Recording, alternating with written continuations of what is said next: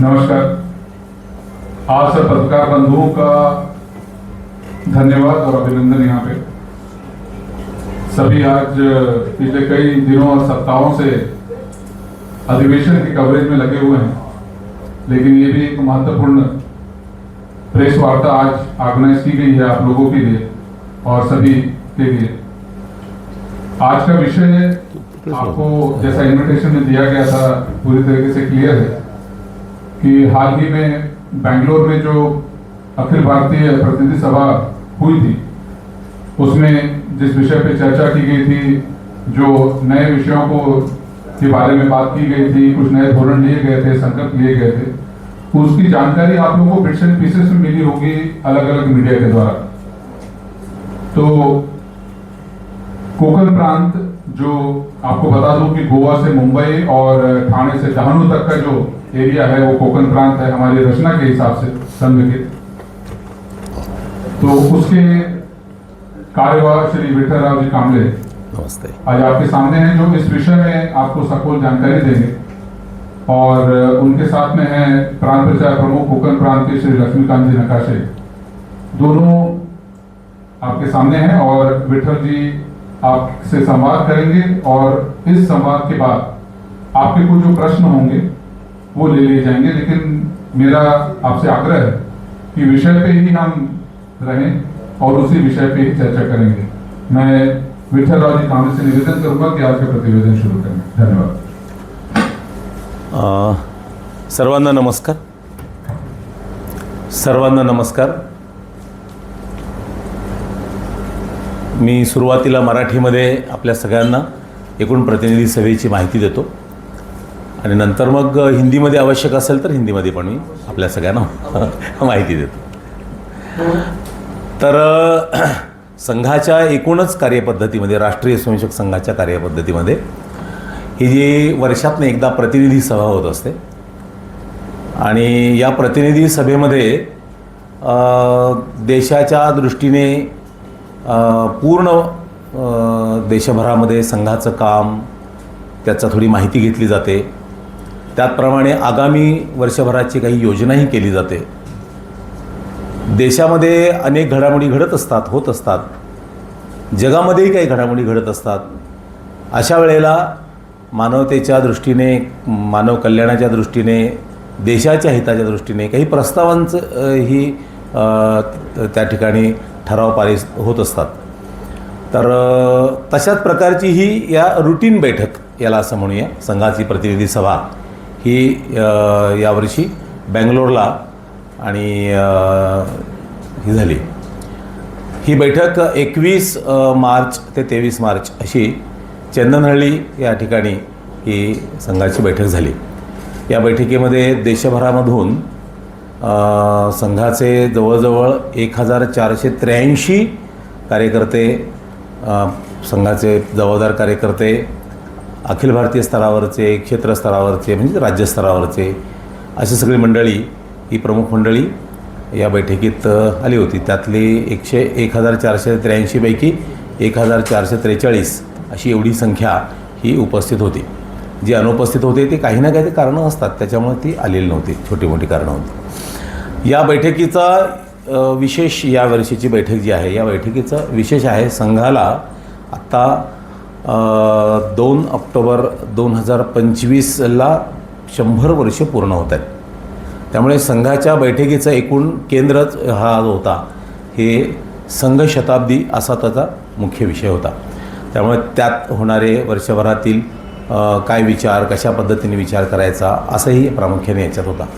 त्यामुळे शताब्दी वर्ष साजरं करण्यासाठी नव्हे तर संघ कामाची एकूण दिशा कशी राहील, काय राहील, 100 वर्षानंतर पुढे कामाचे स्वरूप कसं राहील, अशा सगळ्या गोष्टींचा प्रामुख्याने त्याच्यात विचार केला।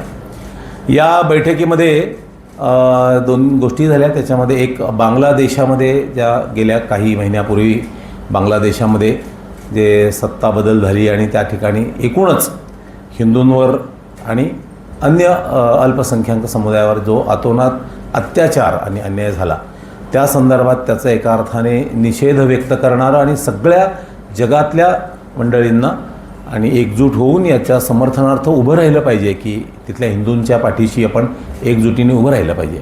अशा प्रकारचा एक प्रस्तावही या बैठकीत पारित झाला. संघाला 100 वर्ष पूर्ण होतात म्हटल्यानंतर भविष्याचे वेध घेता घेता एकूण संकल्पही आपण काही गोष्टीचा केला पाहिजे, अशाही गोष्टींचा विचार या ठिकाणी झाला. एकूण देशभरातल्या कामाचा आढावा घेतला. किती देशभरात आत्ता शाखा आहेत, संघाचं काम किती वाढतं आहे, कशा पद्धतीने वाढतं आहे याचीही माहिती या बैठकीमध्ये घेतली. त्यात गेल्या वर्षीच्या तुलनेमध्ये या वर्षीच्या याच्यात जवळजवळ 10,000 शाखा यांची वाढ ही झालेली आपल्याला ही दिसते.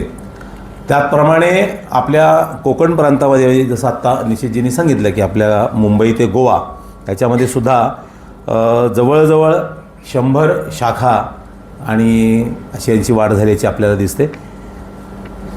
जन्मशताब्दी संघशताब्दी वर्षामध्ये जे एकूण कार्यक्रम होणार आहेत त्या कार्यक्रमाची थोडीशी माहिती चर्चा ही याच्यात झाली. चर्चेमध्ये अनेकांनी आपापली मतं सांगितली. त्यात प्रामुख्याने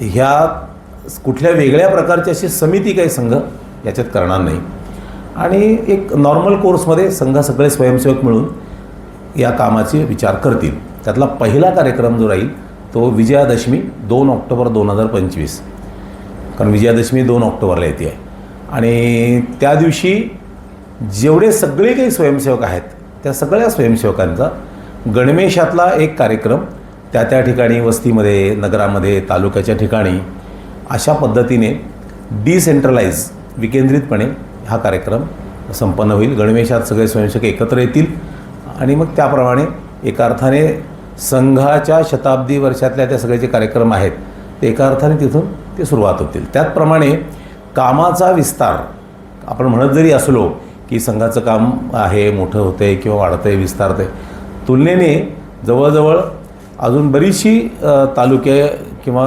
गावं अशी आहेत की जिथं अजून संघाचं काम प्रत्यक्ष शाखा किंवा साप्ताहिक मिलन अशा स्वरूपात पोहोचलेलं नाही.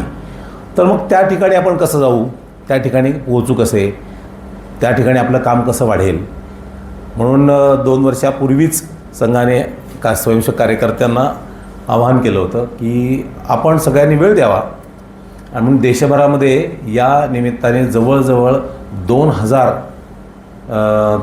कार्यकर्त्यांनी, ह्या कार्यकर्त्यांमध्ये अनेक जण नोकरी करणारे होते, व्यवसाय करणारे होते आणि असे मंडळीसुद्धा स्वतःच्या नोकरीमधनं, व्यवसायातनं 2-2 वर्षाची बिनावेतनी रजा घेऊन संघकामाच्या विस्तारासाठी काम केलेलं हे होतं. त्यामुळे हे अनेक विस्तारक जाऊन त्यांनी काम वाढवलं. त्यामुळे अनेक तालुक्यामध्ये अजूनही काम बाकी आहे होणं, संघाची प्रत्यक्ष शाखा लागणं. तर अशा ठिकाणी जाऊन संघाचं काम वाढवायचं, विस्तार करायचा, हा एक त्यातला जसं विजयादशमीला एक कार्यक्रम करायचा तसं विस्तार पण या दृष्टीने करायचा. आता मोठ्या प्रमाणात जॉईन RSSच्या याच्या वेबसाईटवर संघामध्ये जोडले जाणारे नवीन तरुण जे आहेत, ज्यांना लहानपणी कधी शाखेत गेले नाहीत पण जसं जसं मोठे झाले, विचार करायला लागले आणि मग ते इच्छुक होतात की मला संघात मला जॉईन व्हायचं आहे.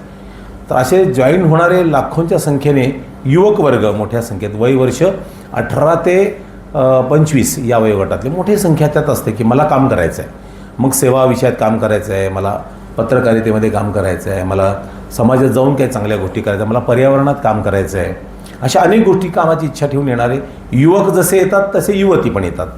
त्यामुळे मग या युवकांच्यासाठी सुद्धा काही ना काहीतरी योजना विचार या कार्यक्रमात करावा. मग त्यांच्यासाठी कोणते कार्यक्रम होऊ शकतात ते त्या ठिकाणी जिल्हा स्तरावर, तालुका स्तरावर मंडळींनी एकत्र येऊन त्याचा योजना करावी. असं एक जरा तरुणांसाठी, केवळ तरुणांसाठी असा एक कामाचा विचार केला. दुसरी गोष्ट अशी आहे की आपला समाज जो चालतो ना, हा समाज चालतो ह्या समाजातल्या सज्जन शक्तीमुळे, चांगला विचार करणाऱ्या मंडळीमुळे. आणि भारतातली कोणतीही व्यक्ती ही तसा वाईट विचार करणारी नाहीच आहे, ती सगळीच मंडळी चांगली आहेत, परंतु विचाराची दिशा वेगवेगळी असते प्रत्येकाची. तर अशा सज्जन शक्तीच्या बरोबर घेऊन, मग ती सज्जन शक्ती कुठं आहे, मठमंदिरामध्ये आहे, विहारामध्ये, गुरुद्वारामध्ये आहे, साधू संतांच्या रूपाने आहे, विचारवंतांच्या रूपाने आहे, समाजसुधारकांच्या रूपाने आहे. अशा सगळ्या मंडळींना बरोबर घेऊन एक सद्भाव बैठक म्हणजे बसून सगळ्यांनी समाजाचा, देशाच्या कल्याणाचा विचार करायचा, चांगल्या गोष्टींचा आणि स्वीकार करायचा. अशा सद्भाव बैठकांची सुद्धा योजना या दरम्यानच्या काळामध्ये होणार आहे. त्याचप्रमाणे विचारवंत ही मंडळी आहेत. विचारवंत म्हटल्यानंतर त्याला ते त्या जगतामध्ये मोठी असतात, ज्याच्यात पत्रकारांचा सुद्धा सहभाग असतो, की जे विचार करतात आणि देशहिताच्या समाजहिताच्या दृष्टीने आपली मांडणी विचार मांडत असतात. कारण विचार हा माणसाला दिशा देत असतो, हे लक्षात घेतलं पाहिजे, आणि खूप महत्त्वाची भूमिका त्यांची राहते.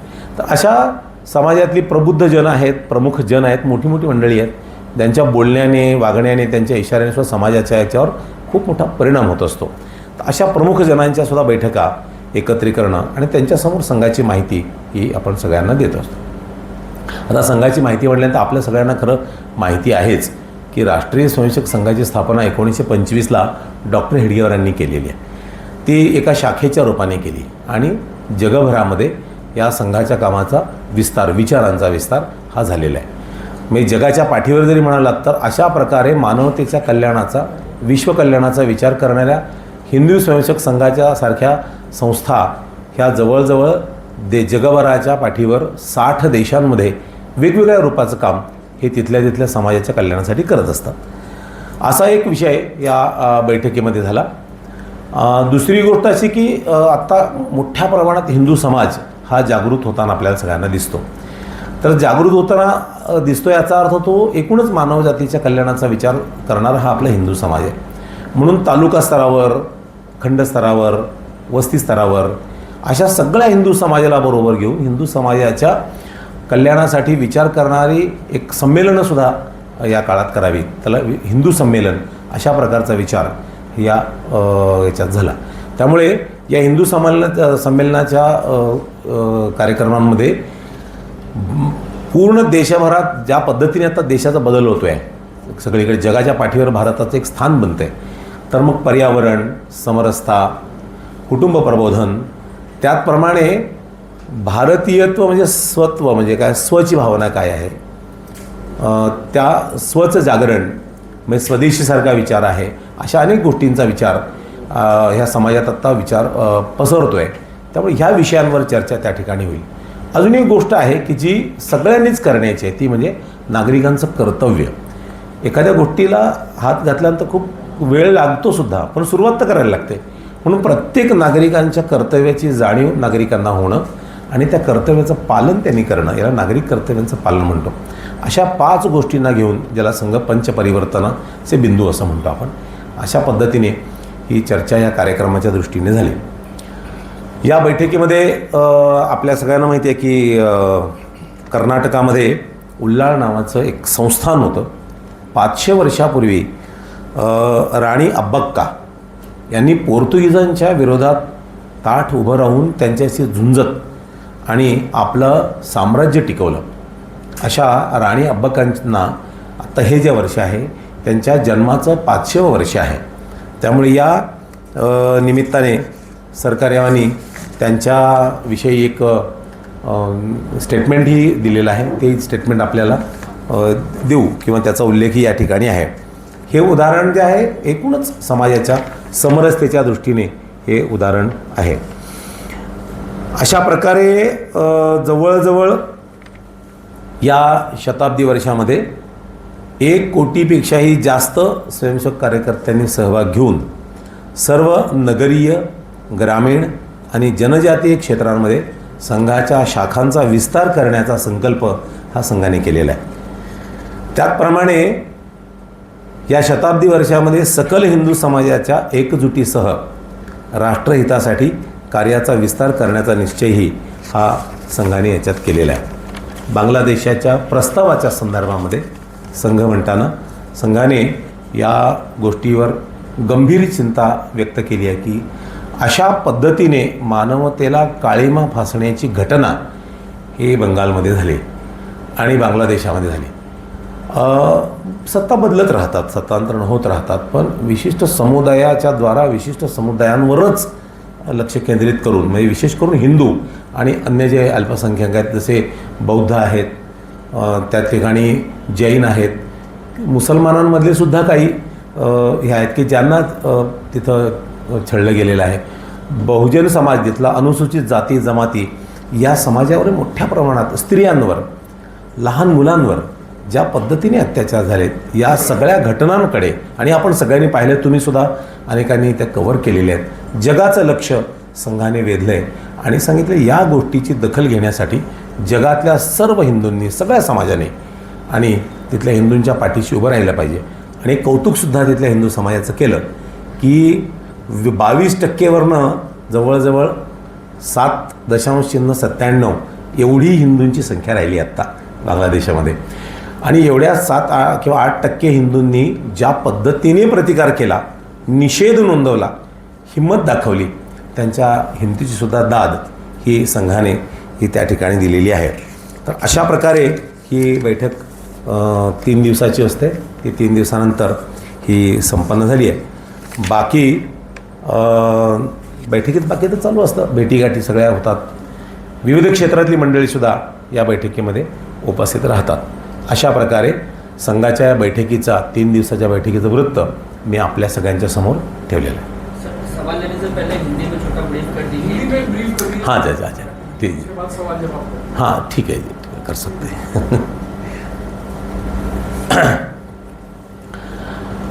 नमस्ते. ये राष्ट्रीय स्वयंसेवक संघ की और नियमित जैसे साल में एक बार सभी प्रतिनिधियों के साथ जो बैठक होती है, वैसी ही एक बैठक ये इस बार बेंगलोर में चंदनहल्ली में 21, 22 और 23 मार्च 2025 को संपन्न हुई. कुल देश भर से संघ के प्रांत स्तर के और क्षेत्र स्तर के, अखिल भारतीय स्तर के कार्यकर्ता 1483 अपेक्षित थे. 1443 इतनी संख्या उपस्थित रही. इस बैठक में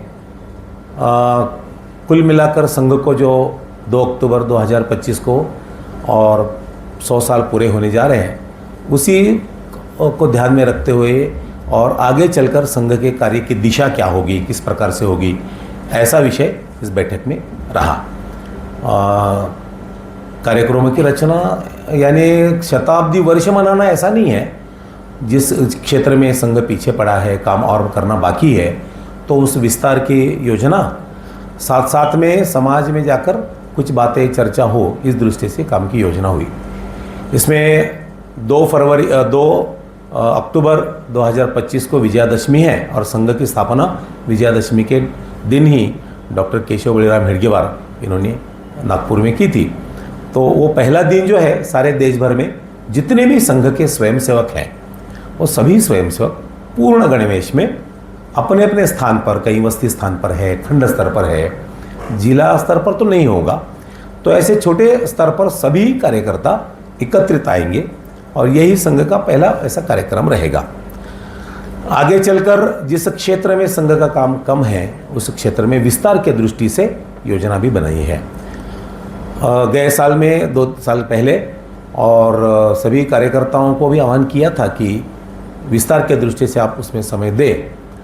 तो कुल 2000 के करीब ऐसे कार्यकर्ता जिन्होंने अपनी नौकरी में, व्यवसाय में और कुछ समय के बिना वेतनी और छुट्टियां लेकर अब विविध क्षेत्र में जाकर संघ का काम विस्तार उन्होंने किया है. कुछ काम अभी बाकी है, तो उसकी भी योजना ये बन रही है. दूसरी बात यहाँ पर युवाओं के बारे में भी है. तो संघ को समझने के लिए और जानने के लिए बहुत सारे युवा कार्यकर्ता जो है वो ज्वाइन आरएसएस के नाम से और संघ को समझने की इच्छा रखते हैं. तो ऐसे युवक भी हैं जो शाखा में आते हैं, कुछ काम में जुड़े रहते हैं, पर्यावरण जैसे काम है, गतिविधियों के काम है, गौ सेवा के काम है, ग्राम विकास के काम है, ऐसे कामों में भी जुड़ना चाहते हैं. ऐसे सारे युवकों के लिए भी और एक जिला स्तर पर या खंड स्तर पर कुछ युवकों के लिए केवल कार्यक्रम की रचना हो. दूसरा और एक ऐसा है कि समाज में सज्जन शक्ति तो बहुत है और सज्जन यानी अच्छा विचार करने वाले लोग सबसे ज़्यादा हैं. वो सभी वैसे ही होते हैं, हमारे चिंतन भी वैसा ही है, अयोग्य पुरुषो नास्ति, ऐसा हमारा विचार है. तो ऐसे समाज के सज्जन शक्ति है और समाज में अपना प्रभाव डालने वाले व्यक्ति हैं. ऐसे सभी व्यक्तियों को लेकर सद्भाव बैठक की योजना, जिसमें खंड स्तर पर, मंडल स्तर पर और बस्ती स्तर पर, गांव स्तर पर भी ऐसी बैठकें होंगी, जिस पर पर्यावरण है, कुटुंब प्रबोधन है, समझता है और नागरिक कर्तव्य हैं, ऐसे सब बातों में उनके साथ चर्चा भी होगी, उनके सामने विषय भी रखा जाएगा। उसी प्रकार से समाज में प्रमुख जन है जो कि समाज पर उनका प्रभाव भी है, भले वो कोई पद प्रतिष्ठा में नहीं होते लेकिन उनका समाज में एक स्थान भी होता है। तो ऐसे प्रमुख जनों के साथ भी गोष्ठियाँ भी होगी, चर्चाएँ होंगे, परिसंवाद होंगे। साथ में सभी हिंदू समाज मंडल स्तर पर, गांव स्तर पर, बस्ती स्तर पर और रहता है और वो सोचता भी है। और अभी तो हिंदू जागरण समाज में बहुत बड़ी मात्रा में हो रहा है, हिंदू जागरण भी हो रहा है। तो ऐसे सभी हिंदू समाज को लेकर हिंदू सम्मेलन की योजना बने, जिसमें पंच परिवर्तन के जो 4-5 विषय मैंने बताए उसके बारे में भी चर्चा होगी और सबके सामने ये विषय आ जाएंगे। ऐसे विषयों को लेकर और संघ इसमें आगे चलकर काम करेगा। इसमें कोई समिति वगैरह नहीं बनेगी, समाज के साथ मिलकर स्वयंसेवक सब काम मिलकर ऐसा ये काम करेंगे। तो विस्तार के दृष्टि से ज़्यादा ध्यान इस पर दिया जाएगा इस बैठक में।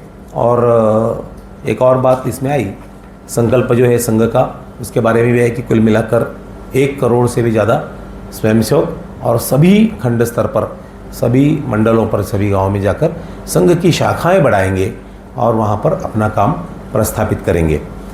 कर्नाटक की और उल्लाड़ संस्थान की जो कर्नाटक में रानी थी, रानी अब्बक्का, जिसके जन्म को अभी 500 वर्ष पूरे होने जा रहे हैं, तो ये 500वां जन्म जयंती वर्ष है उनका। तो उनके दृष्टि से भी उनके बारे में उन्होंने पुर्तगीज जो सत्ता थी और उसके विरोध में अपने संस्थान को बचाने के लिए भी बहुत अच्छा काम किया है। तो उनके बारे में भी एक वक्तव्य सरकारी वजह का इसमें आया था। सामरस्य का अच्छा उदाहरण है और कितना भी आक्रमण हो, हमारी मातृशक्ति भी उतनी कम नहीं पड़ती, ये उसका उदाहरण है। तो ऐसा ये प्रस्ताव और बाकी हुआ। प्रस्ताव के बारे में भी इसमें बांग्लादेश के प्रस्ताव के संदर्भ में और संघ ने एक बहुत आपत्ति सबके सामने, संकट जो है उसके बारे में और कहा कि ये जो बांग्लादेश में और सत्ता का जो स्थानांतरण हो गया, बदल हो गया, उसके आधार पर और जो कट्टरपंथी हैं उनके द्वारा वहाँ पर हिंदू तथा अन्य अल्पसंख्यक समुदाय पर जो अन्याय हुआ है और उनको उत्पीड़न हुआ है, उस पर गहरी चिंता संघ ने जताई है। और ये स्पष्ट रूप से मानवाधिकार के इस हनन का गंभीर विषय है, ऐसा संघ ने कहा है। वहाँ पर हुए हिंदू महिलाएं, पुरुष हैं, सब लोग हैं, वहाँ के मठ मंदिर हैं, वहाँ के दुर्गा माता के मंडप हैं, सबका जो उन्होंने नष्ट किया है, इसका भी एक प्रकार से चिंता समाज के सामने संघ ने इस प्रस्ताव के रूप में रखा है। सारे विश्व को, सभी समाज के प्रबुद्ध जनों को, सभी को, और आवाहन प्रतिनिधि सभा ने किया है कि सब हिंदुओं ने, सभी समाज ने ऐसे प्रवृत्ति के विरोध में एकजुट होकर खड़े होना चाहिए, ऐसा एक आह्वान संघ ने भी किया है। तो इस प्रकार से एक प्रस्ताव है, संघ ने अपना संकल्प भी निश्चित किया है और 100 साल के कार्यक्रमों की कुछ योजनाएं, श्रृंखलाएं बनाई हैं और इस प्रकार से 3 दिन की ये बैठक चली बेंगलोर में और ये सब बातें आपके सामने हमने रखी है। और इसका उद्देश्य भी है, पत्रकार बंधु और सभी समाज के लोग जानना चाहते हैं कि प्रत्यक्ष रूप में क्या हुआ वहाँ पर, क्योंकि वहाँ के पत्रकार थे, साफ तो सभी नहीं थे। और मुंबई शहर है, देश के प्रमुख शहर हैं, ऐसे शहरों में तो जानना चाहते ही हैं लोग, इसीलिए इस प्रकार की पत्रकार परिषद का आयोजन जगह जगह पर किया है। मुंबई या महाराष्ट्र के कुछ, मुंबई महाराष्ट्र से कुछ वहाँ पे तय हुआ हो, उस बारे में अगर कुछ जानकारी आपके पास? जी नहीं, ऐसा मुंबई सेंट्रिक या महाराष्ट्र सेंट्रिक ऐसा कुछ वहाँ तय नहीं हुआ। महाराष्ट्र में भी आजकल औरंगजेब की खबर की बड़ी चर्चा, उसको लेके कई जगह हम देख रहे हैं कि स्थिति, लॉ एंड ऑर्डर सिचुएशन जो है वो खराब हो जा रहा है, उसको लेके कोई चर्चा, आरएसएस का इसमें क्या सोचना है आप लोगों में से? नहीं, ऐसा है, वहाँ पर इस बारे में कोई चर्चा वगैरह नहीं हुई, क्योंकि यही कार्यक्रम इतने सारे थे विषय और बाकी तो चल ही रहा है। तो महाराष्ट्र की अस्मिता जो है उस पर तो हम सब गर्व करते ही हैं, तो उसकी चिंता तो समाज ही करता रहता है, तो इसके लिए स्पेशली कुछ अलग से करने की आवश्यकता नहीं थी। तो इस प्रकार से वहाँ कुछ अलग नहीं हुआ। सर, आपने कहा कि शाखाएं बढ़ाने पर जोर दिया जाएगा, संघ की कितनी शाखाएं हैं और क्या कुछ एम आप लोग लेके चल रहे हैं कि इतना अचीव कर? अभी के हिसाब से आपने जो प्रश्न पूछा है, देश भर के 51,570 जगह एक गांव एक जगह, मुंबई में एक नगर एक जगह, 1 लाख का जगह उसको एक जगह बोलते हैं, स्थान कहते हैं। ऐसे 83,129 83,129 शाखाएं अभी लग रही है। तो संकल्प ऐसा है ना कि कुल मिलाकर देश भर में 6-6.5 लाख गांव हैं। तो संघ का काम सब जगह पर जाकर बताना, जागरूक करना ये है। तो ज़्यादा से ज़्यादा, और इस गए साल में और इस साल में 10,000 की शाखाएं बढ़ी है। तो कल्पना ऐसी है कि साल भर में और बड़े, जो संकल्प किया है 1 लाख शाखाएं, और उससे भी ज़्यादा जगह पर साप्ताहिक मिलन सप्ताह में लगे, ऐसा संकल्प किया ही है। तो उस संकल्प को पूरा करना और अधिक से अधिक समाज को साथ लेकर आगे बढ़ना, तो ऐसा निश्चित हुआ है। उसमें 1 करोड़ से भी ज़्यादा स्वयंसेवक और कार्यकर्ता सक्रिय बने, ये हमारा संकल्प है। हाँ जी। संघ के लिए प्रमुख आधार होता था और स्वयंसेवक तैयार करने के लिए सरस्वती शिशु मंदिर का बड़ा योगदान है। तो उसके प्रचार प्रसार और विस्तार को लेकर कुछ सालों से विशेष व्यवस्थाएं दिख रहे हैं, इस बारे में शिशु मंदिर यह स्कूल है।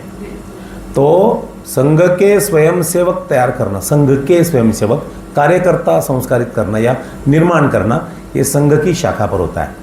स्कूलों में भारत का नागरिक बनता है जी, तो वहाँ पर संघ के स्वयंसेवक नहीं तैयार होना। वो तो नागरिक सब जगह शाखा में भी होता है।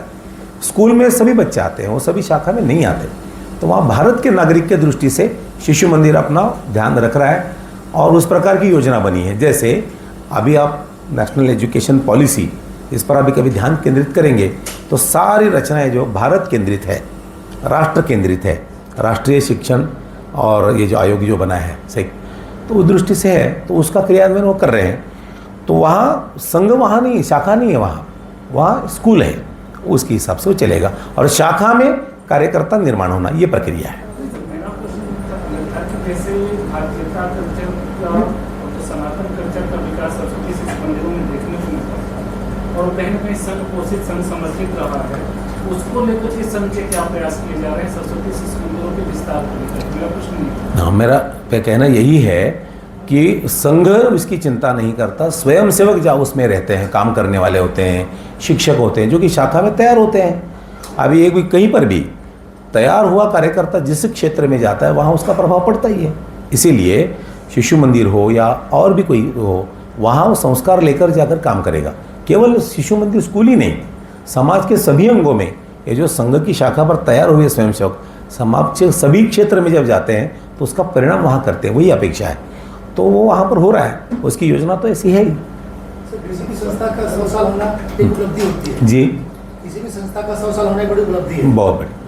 तो मुंबई में इसके लिए क्या विशेष आयोजन किया जाए, कोई रैली, मोर्चा, जागृति? नहीं, ऐसा कुछ नहीं होगा। मैंने कहा कि संघ का काम ही पक्का हो गया है, यही तय किया है। कोई इसकी आयोजन समिति नहीं बनेगी, कोई बड़ी सभा नहीं होगी, कोई बड़ी रैली नहीं होगी। जो होगा वो छोटे स्तर पर, नगर स्तर पर, बस्ती के स्तर पर, वहीं पर ही कार्यक्रम होंगे। स्वयंसेवकों के कार्यक्रम भी बस्ती स्तर पर ही होंगे, नगर स्तर पर होंगे। हिंदू सम्मेलन भी करना है, जो क्षेत्र जैसे 10,000 की बस्ती है तो वहाँ जितना हिंदू समाज रहता है उनको इकट्ठा करके उनके सामने विषय रखे जाएंगे। तो इस प्रकार से चलेगा, बड़ा कोई कार्यक्रम, बड़ा कोई इवेंट नहीं होगा। एक पूछ रहे हैं संघाला यावर्षी, संघाचं यावर्षी 100वी वर्ष आहे। बरोबर। पूर्ण होत आहे। गेल्या काही वर्षामध्ये प्रसार माध्यमांचा प्रभाव वाढलेला असताना संघ मात्र जे काही काम करतो ते प्रसार माध्यमांपासून दूरच राहतात, समोर येत नाही। असं काही होईल का की येणाऱ्या काही काळामध्ये संघ प्रसार माध्यमांशी मित्रत्वाचं हे करून जे काम करतोय तो माध्यमांच्या माध्यमातून लोकांपर्यंत पोहोचेल? तुम्ही म्हणता ते बरोबर आहे की प्रसार माध्यमाला मागे ठेवून तर आपण कधी केले असं करतच नाही. कारण संघाचं काम जेव्हा सुरू झालं तर मुळात फार काही प्रसार माध्यमाला त्यावेळेला पडतही नव्हतं, कळतही नव्हतं. कारण संघाचं काम मर्यादित होतं. जसजसं वाढायला लागलं तसं तसं संघच विचार करायला लागला, अरे बातमी देता येईल का तुम्हाला, पहा जरा. म्हणून संघ असेच लिहायचे, हा फोटो बघा, छापा. त्या फार छापले जात नव्हते. आता जसजसं काम वाढायला लागलं आणि जसं काम वाढलं तसं प्रचार माध्यमच नव्हे, सगळेजण दखल घेतात त्याची. त्यामुळे दखल घ्यायला लागले की त्या दखल घेतल्यानंतर आत्तासुद्धा पत्रकार परिषद पूर्वी होत नसे. तुम्ही यातले सिनियर पत्रकार आहेत, संघ कधी अशी पत्रकार परिषद घेतच नव्हतं. आता काय झालं की मुळातच सगळ्यांशी संवाद साधायचा आहे ना, केवळ पत्रकारच का, तुम्ही आम्ही काही वेगळे नाहीच आहोत. त्यामुळे पत्रकारांनासुद्धा बँगलोरला इथल्या मुंबईच्या पत्रकार यायला जमत नाही, म्हणूनच ही पत्रकार परिषद आहे की अशा पद्धतीने आहे, हे चालू आहे. आणि पुढेसुद्धा हे राहणार आहे. संघामध्ये विश्वसंवाद केंद्र नावाचं प्रचार माध्यम आहे जे विचारांचं असतं आणि सगळ्या पत्रकारांशी सुसंवाद ठेवणं. कारण माणूस हा चांगलाच आहे. अयोग्य पुरुषो नास्ति योजकच तत्र दुर्लभा ना. कोणी अयोग्य आहे असं नाहीच आहे, सगळे चांगलेच आहेत. फक्त योजना करण्याची आवश्यकता असते. तर आगामी नाही, पूर्वीसुद्धा संपर्क होता, त्याचं एक स्वरूप वेगळं होतं, आत्ता वेगळं आहे, भविष्यात त्याचं वेगळं राहू शकतं. त्यामुळे असं आतलं बाहेरचं असं काही नाही आहे. आणि त्याच्यामुळे पत्रकारांशीच काय सगळ्यांशी सुसंवाद आहे, तो ठेवू आणि ठेवण्याची रचना आपल्याकडे ती राहणार आहे. महाराष्ट्रामध्ये सध्या औरंगजेब हा मुद्दा मोठ्या प्रमाणात गाजतो आहे. त्या अनुषंगाने संघाच्या बेंगलोरच्या बैठकीत काही चर्चा झाली का, किंवा येणाऱ्या काळात संघ त्याविषयी हा भूमिका घेईल? तशी काही चर्चा झाली नाही. आपल्याकडे संपूर्ण देशामध्ये अशा अनेक गोष्टी असतात की ज्याची चिंता तिथला समाजच करत असतो. संघ म्हणून वेगळे करण्याची काही गरज नसते. समाजात अशा संघच काय, संघापेक्षाही मोठ्या संस्था, समाज मोठा आहे, तिथं चिंता ती मंडळी करत राहतात. त्यामुळे तसं काही वेगळं म्हणून चर्चा ही त्या बैठकीत झाली नाही आणि तशी काही वेगळी योजना ही पुढे नाही आहे. भाई साहब ने एक सवाल पूछा था, हाँ मैं उसी को आगे बढ़ा रहा हूँ. जी. अभी जिस तरह से मैं देखता हूँ आपकी सपोर्टिंग संस्था विश्व हिंदू परिषद है. कौन सी विश्व हिंदू परिषद हाँ आपसे लगभग सपोर्टिंग आपका ही विचारधारा की संस्था है. कुछ साल में 1-2 बार पत्रकारों से संवाद करते हैं, दिवाली मिलन, होली मिलन कुछ करके. तो मैं पहली बार देख रहा हूँ, 10 साल में पहली बार पत्रकार वार्ता देख रहा हूँ. तो मीडिया से दूरी कारण क्या है आरएसएस का? नहीं, आप 10 साल के बाद देख रहे हैं. मैं हर साल पत्रकारों के सामने आता हूँ, यहीं पर बहुत साल से मैं ही आता हूँ. कुछ पत्रकार बंधु वहाँ पर आते भी हैं. वैसे कहा ना मैंने कि धीरे धीरे अभी लोग आ रहे हैं, तो लगता है कि अरे पहले क्यों नहीं बताया, तो पहले था तो उस समय ज़्यादा फेमस नहीं थे. अभी धीरे धीरे लोगों को लगता है कि समझना चाहिए, तो आ रहे हैं. अभी आगे भी आते रहेंगे, आप आते रहिए, बातचीत करते रहेंगे, उसमें क्या है, गलत कोई नहीं रहेगा उसमें. तो हर साल यहाँ पत्रकार परिषद होती है, अपने मराठी पत्रकार संघ वहीं पर भी होता है. सर इन दिनों महाराष्ट्र से लेकर गुजरात तक अवैध जो दरगाह है, मस्जिद है, उस पर सरकार की तरफ से कार्रवाई की जा रही है. तो क्या आरएसएस इसके समर्थन में है क्या, अवैध मस्जिद दरगाहों पे कार्रवाई होनी चाहिए? वो सरकार समाज के प्रश्नों को देखकर वो सरकार कर रही है. सरकार को करना है, नहीं करना है, क्या करना है, उसका चिंतन जब होता है तो वो सोचते हैं. संघ ऐसी कोई योजना नहीं बनाता. संघ का एक ही काम है भाई, व्यक्ति निर्माण करना, अच्छे अच्छे लोग तैयार करना, विचारवंत तैयार करना और समाज में जाकर वो काम करे. उसके लिए अलग से कोई धोरण ऐसा नहीं है कि ये अनधिकृत है या अधिकृत है. ये काम देखना किसका काम है, सरकार का है. वहाँ के प्रशासकीय अधिकारी होते हैं, वो देखें. आप भी, आपकी आंखें तो ज़्यादा है, आप खुली आंखों से देखते हैं. सवाल इसलिए था क्योंकि केंद्र में बीजेपी है, राज्य में बीजेपी है, यूपी में बीजेपी है. आप चूँकि पेरेंट बॉडी हैं तो सहमति जता रहे हैं क्या? नहीं, ऐसा नहीं होता. वो अपने स्वतंत्र है. जैसे आपने विश्व हिंदू परिषद के बारे में कहा, वो वहाँ स्वयंसेवक हैं, उनका अलग रजिस्ट्रेशन है, अलग कार्य पद्धति है, उनकी रचना अलग है. बीजेपी अलग है, उनका अलग रजिस्ट्रेशन है, अलग पार्टी है. वो संघ का काम, समाज के सभी लोग उसमें आते हैं, उसमें उसको अलग कोई भी, बहुत सारे लोग ऐसे हैं कि जो पहले अलग अलग में थे और बाद में संघ से जुड़े और विचारों से जुड़ते गए. ऐसा है, होता ही है. संघ से निकल कर प्रधानमंत्री बने हुए हैं, जुड़े हुए हैं संघ से, जुड़े हुए. कौन? मोदी जी भी संघ से हाँ, जुड़े थे. वो ऐसा होगा ना, अभी आगे और होगा. अभी इसमें से बहुत सारे शायद पता नहीं क्या है आप में. उसी सवाल, उनके सवाल को आगे बढ़ाता हूँ. जैसे आपने बोला कि उस पर जनता विचार करती है, तो संघ का क्या मत है? जिस तरीके से देश बटा हुआ, कई लोग बोलते हैं कि दरगाहों को हटाना चाहिए, कई लोग बोल रहे हैं औरंगजेब के कब्र को हटाना चाहिए. अवैध दरगाहों की बात कर रहा हूँ. औरंगजेब के कब्र को हटाना चाहिए, महाराष्ट्र की धरती से उसे हटाना चाहिए. संघ का अपना मत क्या है? संघ किस तरफ है? कुछ लोग बोल रहे हैं हटाना चाहिए, कुछ लोग बोल रहे हैं नहीं हटाना चाहिए. संघ का मत क्या है? संघ का एक ही काम है, समाज जागरण. ये हटाना चाहिए क्या, नहीं चाहिए क्या, वो करना चाहिए क्या, नहीं चाहिए क्या, इस प्रश्न में संघ नहीं पड़ता। संघ कहता है समाज का जागरण करो, समाज सक्षम बनाओ, समाज सोचेगा उसके बारे में क्या करना अच्छा है बुरा, वो समाज सोचेगा। बीते कुछ सालों से जी। कई राजनीतिक पार्टियों ने संघ का जो है पुरजोर विरोध किया है। जो मुख्य विपक्ष में जो कुछ पार्टियां हैं उन्होंने, और ऐसे में एक विपक्ष के मुख्य नेता है, उन्होंने बयान दिया है हाल ही में कि संघ जो है वो शिक्षा, भारत की शिक्षा प्रणाली को तबाह करने में लगी हुई है। इन आरोपों को संघ कैसे देखती है? अभी क्या है कि किसको कैसा करना है, इसी ने किया तो वो कृष्ण ही करता है, ये कृष्ण ही सब है, वो यही करता है, यही छलिया है, ऐसा लगता है किसी को। अभी वो कृष्ण क्या करे, उसका काम तो धर्म के आधार पर समाज को जागरण करना और चलना, ऐसा है। तो संघ किसी को उसके बारे में, उसका भी हम कभी द्वेष नहीं करते। विरोध करने वाले को वो विचार रखता है ना, विरोध यानी क्या है, विचार है। तो वो विचार रखने वाला व्यक्ति जो है ना, वो अपना विचार रखता है, हम अपना काम करते रहते हैं। दूसरा, और उनको चिंता लगी रहती है, जैसे कि शिक्षा में बदलाव है, तो क्या बदलाव है मुझे बताइए। भारत की ज्ञान परंपरा, भारत के बच्चों को पढ़ाना, ये क्या बदलाव है, क्या बात है, ज़रा बताइए।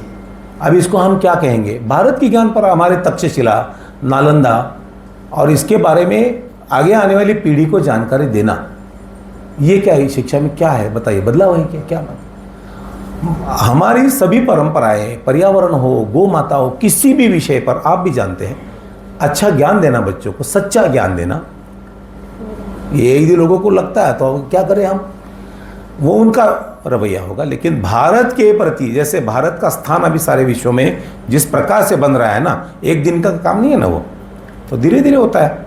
ये आत्मविश्वास बढ़ाने की दृष्टि से होता है। रानी अहिल्याबाई होलकर जी के कार्य इतना सब हो रहा है, तो कभी मालूम था क्या अभी की पीढ़ी को, उस समय मालूम होगा, मालूम था क्या देवी अहिल्याबाई होलकर ने इतने सारे मंदिरों का जीर्णोद्धार किया, इतने सारे कुएं बनाए, इतने सारे घाट बनाए। ये देवी अहिल्याबाई होलकर ऐसी है जिसने विधवाओं को दत्तक योजना का समर्थन दिया, सती प्रथा के विरोध में खड़ी रही। ऐसा कितनी बातें हैं। अभी ये बात बताना, अभी ऐसा बताया तो कहेंगे कि भारत शिक्षा नीति बदल रहा है, अभी वो सोच होता है अलग अलग, तो उसके बारे में हम चिंता नहीं करते। जी, धन्यवाद सभी को। आप सभी का बहुत बहुत धन्यवाद। विठल जी ने एक बात कही है कि जब सेंटेनरी ईयर में संघ आ गया है तो उसमें गौरव का विषय अवश्य है, आत्मविश्वास का विषय है, लेकिन सेलिब्रेशन पे बिलीव नहीं करते। लेकिन आपका सबका सहयोग हमें आगे मिलते रहना चाहिए ताकि हम समाज को और प्रबुद्ध कर सकें। आपके आने का बहुत बहुत धन्यवाद।